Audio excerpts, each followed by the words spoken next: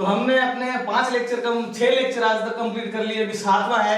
और पहले लेक्चर्स में अपन ने पिछले में ही जो डिनोटेशन है, चिन्ह परिपाटी का, उसके बारे में पढ़ा था। उसी के आधार पर आगे हम डेरिवेशंस और न्यूमेरिकल्स कर पाएंगे। तो अपन डेरिवेशंस की शुरुआत करते हैं और आज का अपना डेरिवेशन है वो है फोकस दूरी f तथा वक्रता त्रिज्या r में संबंध, relation between focal point and radius of curvature. इन दोनों के बीच में जो है अपन संबंध निकालेंगे।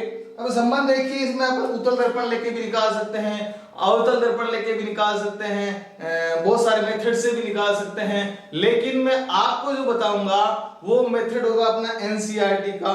और दूसरी चीज की एनसीईआरटी में अवतल दर्पण को यूज किया है, कॉनकेव मिरर को यूज करके ड्राइव किया गया है। तो अपन भी वही यूज करेंगे। क्यों?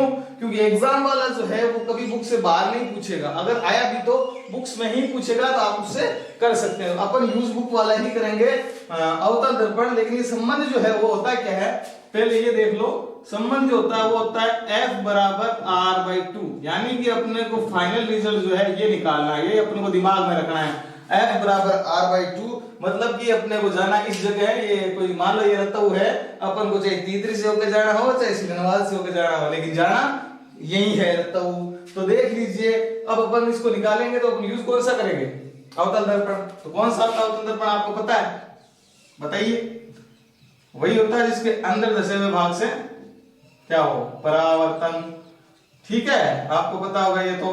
और अवतल दर्पण की आपको पता है ये क्या है, ये मैंने भी बता दिया क्या होती है, मुख्य अक्ष। ठीक है, पता है, ये होती है मुख्य अक्ष। ठीक है, अब अपन को डेरिवेशन करने के लिए मानना पड़ेगा कि यहाँ पे कोई बिंब रखा हुआ है, कोई भी एक बिंब रखा हुआ है, कुछ भी वस्तु, उससे प्रकाश की किरण गई। और आपको पता है मुख्य अक्ष के जब समांतर कोई प्रकाश की किरण जाती है तो परावर्तन के पश्चात कहाँ होता है, परावर्तन के पश्चात वो फोकस बिंदु से होकर गुजरती है, एफ से होकर गुजरती है, ये आपको पता है। तो ये क्या है, रिफ्लेक्टेड रे। ठीक है, और ये थी इंसिडेंट रे।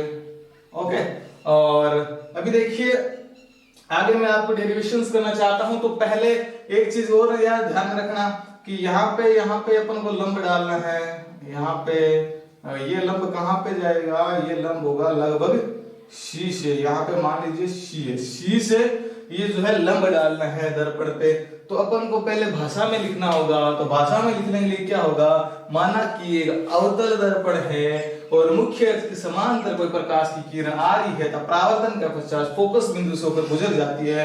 अब हमने बिंदु M से, दर्पण के बिंदु M से C पर एक लंब डालते हैं, मतलब C से M बिंदु पर एक लंब डाल देते हैं। ये तो होगी लैंग्वेज, आप लिख सकते हो, खुद ही डाल देते हैं। अब अपन ड्राइव करेंगे। इसके लिए देखिए जो इंसिडेंट एंगल है वो I है, जो लंब अभिलंब और I इसके बीच में होता है, आपको आपतित प्रकाश के बीच में पता है आपको। और परावर्तित प्रकाश के बीच और अभिलंब के बीच जो रिफ्लेक्टेड एंगल होता है वो होता है R। तो ये एंगल I है और ये एंगल R है। ठीक है, यहां तक कंप्लीट हुआ आपका। अब मुझे क्या करना है, f बराबर r/2 निकालना है। पहली चीज तो f क्या है इसमें, r क्या है इसमें, वो अपन को देखना पड़ेगा। तो f आपको पता है कि फोकस बिंदु तथा ध्रुव P के जो बीच की दूरी होती है वो f है। r क्या होता है, रेडियस ऑफ कर्वेचर होती है, मतलब कि ये सेंटर ऑफ कर्वेचर जो है उससे पोल ध्रुव की दूरी ये होती है r। इस पॉइंट की C से P की दूरी जो होती है r। इसका मतलब अपन को अब करना क्या है, मतलब कि इस R और इस C से P के बीच की दूरी और P से F के बीच की दूरी के बीच में संबंध निकालना है। यानी कि F क्या चीज है, F देखिए ये है PF। P मतलब अपन को करना क्या है, यहां से लेता हूं मैं, PF बराबर R क्या है, R देखिए C से P की दूरी है, CP/2। ये लाना है अपन को रिजल्ट, ये अपन को इक्वेशन 1 मान लो, ये रिजल्ट लाना है। ठीक है, इसको लाने के लिए सबसे बड़ी बात ये है कि आपको एक चीज इसमें ध्यान में रखनी होगी इस डेरिवेशंस में। देखिए किसी भी तौर से जब प्रकाश की किरणें जाती है तो बहुत सारी किरणें इकट्ठी होकर फोटॉन्स के रूप में, आपको पता है प्रकाश फोटॉन्स के रूप में चलता है, तो बहुत सारे फोटॉन्स, बहुत सारी किरणें इकट्ठी होकर चलेगी उसमें। ठीक है, तो वो बहुत सारी नजदीक नजदीक होगी, लेकिन अपन इसमें दूर मान रहे हैं, प्रकाश किरण इससे बहुत दूर है, बहुत दूर दूर ऐसे मान रहे हैं क्योंकि अपन डेरिवेशन को आसानी से कर सकते हैं। लेकिन अपन को दिमाग में यही रखना है कि P और M बिंदु है वो बहुत नजदीक, एक दूसरे के लिए बहुत नजदीक है, इसको एक ही बिंदु मानना है। ये अपन को पॉइंट ध्यान में रखेंगे तभी डेरिवेशन करेंगे। तो ये पॉइंट मैं कहीं लिख लेता हूं, ये अपन को मानना जरूरी है, यहां पे लिख देता हूं कि P इज लगभग इक्वल टू M, एक ही बिंदु मानना है, एक ही बिंदु। ये ध्यान में रखना, P और M जो है उसको एक ही बिंदु मानना है। इसका मतलब क्या हुआ कि P इस F से M की दूरी जो है वही F से P की दूरी होगी, क्योंकि हमने दोनों को एक ही पॉइंट मान लिया। इसका मतलब जो F से P की दूरी हुई वही F से M की दूरी होगी, दोनों बहुत बहुत नजदीक है। इसका मतलब क्या हुआ, यहां से इस पॉइंट से मैं क्या निकाल सकता हूं रिजल्ट, कि जो अपना P से F की दूरी, जो PF है वो लगभग इक्वल किसके है, MF। PF जो है वो लगभग MF के है। ये हो गया 2। अब आपको ये पता चल गया कि अपन को लाना ये है। और दूसरी क्वेश्चन ये हो गई कि ये दोनों बराबर क्यों है, ये इसलिए है क्योंकि हमने इन दोनों पॉइंट्स को बहुत नजदीक मान लिया। इसका यूज होगा, ध्यान में रखना, पहले आप ये लिखोगे फिर आप ये लिख लिया, और भाषा तो मैंने आपको बता दी क्या क्या मानना है। अब अपन को यहाँ पहुंचना है, MF तक अपन आ गए। अब देखिए अपन को रिजल्ट क्या चाहिए, रिजल्ट में देखिए R चाहिए अपन को, R और F। तो R क्या चीज है, R है C से P की दूरी। R क्या है, यहाँ पे लिख रहा हूं मैं, देख लीजिए आप ध्यान से देखिएगा ताकि आप लाइन लिख पाए। R क्या है, C से P की दूरी, तो CP ये तो हो गया R। अब अपन को F यूज में लेना, F क्या है, P से F की दूरी, मतलब कि यहाँ मैं लिखूंगा PF। और क्या है, R में ये इतना R है इतना बड़ा, और P से F ये F हो गया। अब इसके आगे क्या बचा, FCF बचा, C से F की दूरी, मतलब कि प्लस FC लिख दूं मैं, F से C, मतलब कि R जो है ये R C से P है, और ये दोनों से मिलके बना किससे, ये मान के मिला है P से F प्लस F से C। ये दोनों जो दूरियां हैं इसको जोड़ के ये पूरी दूरी बनी है, समझ में आ गया। तो अपन का ये तीसरा हो गया, ये दूसरा पॉइंट, ये तीसरा हो गया।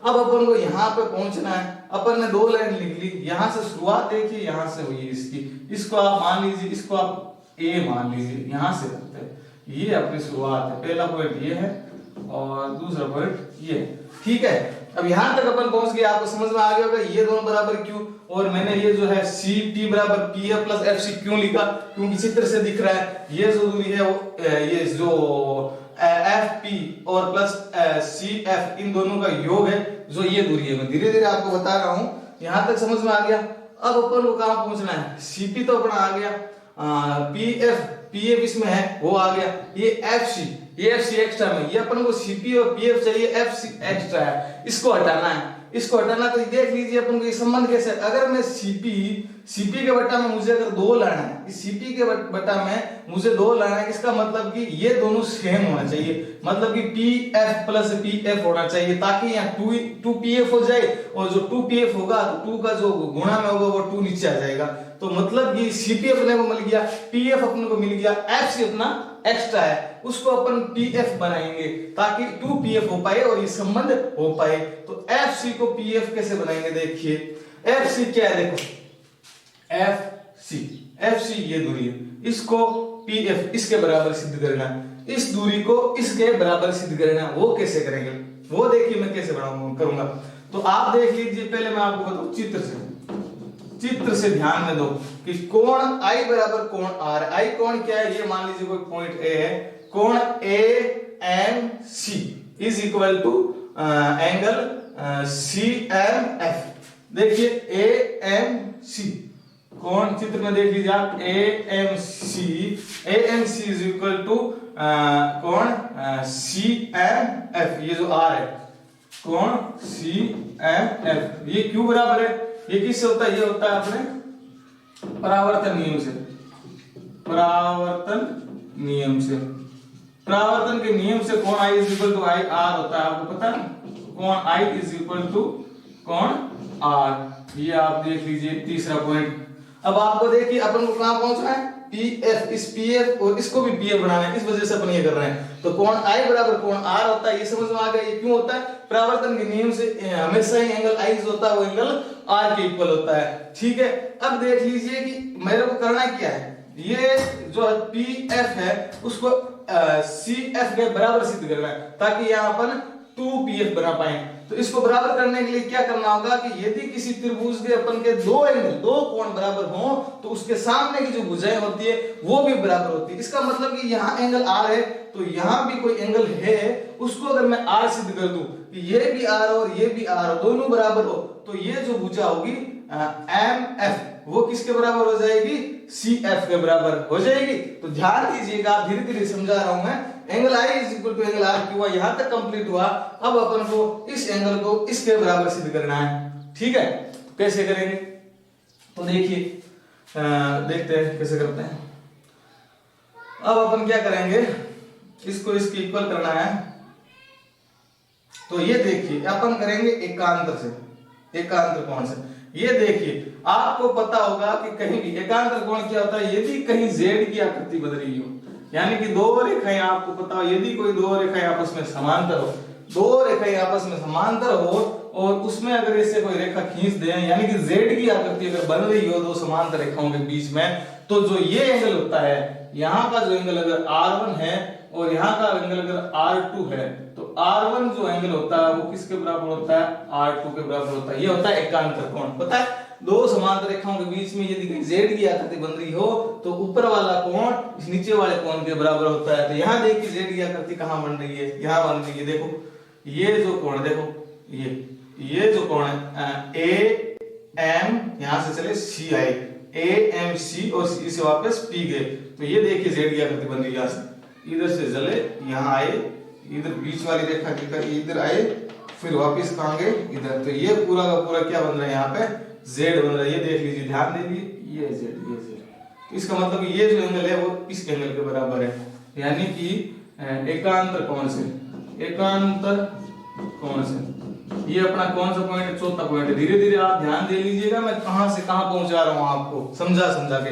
एकांतर कोण से AMC कोण AMC इज इक्वल टू, ये देखिए MCP लिख दो। MCP कोण जो है वो बराबर है, क्यों है? ये है एकांतर कोण से। और एकांतर कोण क्या है वो मैंने अलग से बता दिया। इसका मतलब कि कोण I बराबर क्या हो गया, यहाँ पे कोण जो है वो क्या होगा, ये कोण I हो गया, R1 मान लेता हूं मैं, यहाँ पर R1 कोण है। कोण I इज इक्वल टू कोण R1, ये हो गया 4 नंबर बात। अब क्या आती है बात? अब बात देख लीजिए, कोण I is equal to R1 है और कोण I इज इक्वल टू कोण R है। तो R बराबर R1 भाग नहीं हुआ, समीकरण कौन से इक्वेशन 3 और 4 से, 3 व 4 से, समीकरण 3 व 4 से देखिए कि जब I R के बराबर है, I R1 के बराबर है, तो R1 और R दोनों आपस में बराबर हो गया। ये इसके बराबर, ये इसके बराबर, तो ये भी तो आपस में बराबर हो जाएंगे। समीकरण 3 में 4 से क्या हो गया, कोण R बराबर कोण R1 हो गया। क्यों हुआ? क्योंकि ये दोनों I के बराबर है, इस वजह से। तो ये दोनों एंगल इक्वल हो गए जब कोण R1 और R बराबर हो गए। मैंने आपको बताया था कि यदि कोण R1, ये जो कोण है, ये त्रिभुज का देख ली त्रिभुज। अब मैं आपको यहाँ लिखूंगा, देखो आपको बताता हूं त्रिभुज, ध्यान दीजिएगा आप चित्र में। त्रिभुज CMF, CMF, ये देखिए त्रिभुज बना है यहाँ पे, यहाँ से लगा के इतना करके, ये आप चित्र में देख लीजिएगा। CM डेरिवेशन पे मैं ध्यान दूं, मैं कहां लिख रहा हूं, देखिए CMF, ये त्रिभुज है। त्रिभुज ये त्रिभुज का निशान है। त्रिभुज CMF में आप त्रिभुज CMF में देखिए कि कोण R बराबर कोण R1 है। त्रिभुज CM में चूंकि कोण R इज इक्वल टू कोण R1 है, ये कोण R रहा, ये कोण R1, कोण R इज इक्वल टू कोण R है। इसका मतलब कि जब दो कोण किसी भी, ध्यान रखो ये त्रिभुज का नियम है, किसी भी त्रिभुज में यदि दो कोण आपस में बराबर हो तो उनके सामने की भुजाएं हमेशा क्या होती है, बराबर होती है। तो कोण R के सामने की भुजा क्या है, कोण R के सामने की भुजा ये रही, यहां से लगा के यहाँ CF, कोण R के सामने की भुजा CF। अब यहां से मैं क्या लिख सकता हूं, CF इज इक्वल टू किसके बराबर है, CF, देखिए मैं लिख पा रहा हूं, आप ध्यान से देख लीजिएगा, मैं लिख तो ऐसे लाइन से तो चल नहीं रहा।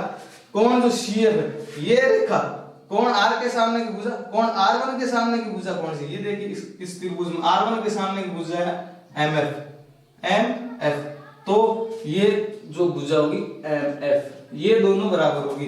कौन CF भुजा बराबर MF के बराबर हुई, और वजह क्या बराबर होने, क्योंकि कोण R बराबर कोण R1 है, एक त्रिभुज में दो कोण आपस में बराबर है, तो उनके सामने की जो भुजाएं हैं वो भी आपस में बराबर हुई।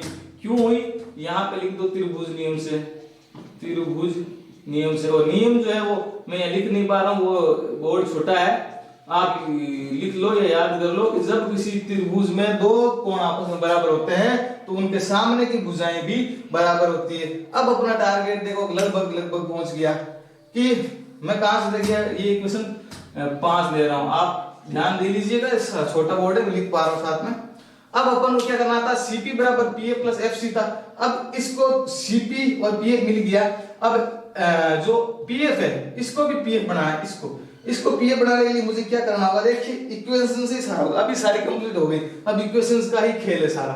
तो मैं इसको यहां से देखिए यहां जाऊंगा, इसको हटा देता हूं, इसको हटा देता हूं, अब यहां से यहां आऊंगा, ठीक है। अब यहां से मैं चला और यहाँ आ गया, अब इधर कैसे चलेंगे अपन, ठीक है।